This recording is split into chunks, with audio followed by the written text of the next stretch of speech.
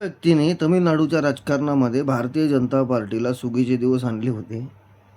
ज्या व्यक्तीने तमिळनाडूमधल्या द्रविडियन राजकारणाला एक पर्याय शोधला होता ते म्हणजे के अण्णामलाई.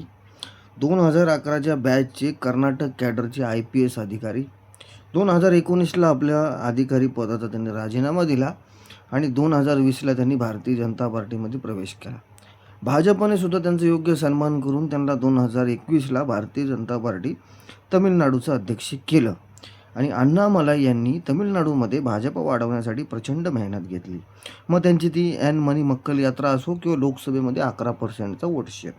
आज त्याच अण्णामलाईंनी भारतीय जनता पार्टीचा राजीनामा दिला आहे. मित्रांनो, अण्णामलाई यांनी राजीनामा का दिला तर याच्या मागे एक महत्त्वाची गोष्ट लक्षात घ्या की तमिळनाडूमध्ये आता ज्या निवडणुका झाल्या त्या निवडणुकीमध्ये भाजपची अण्णा DMK या दोन पॉलिटिकल पार्ट्यांची युती व्हावी याच्या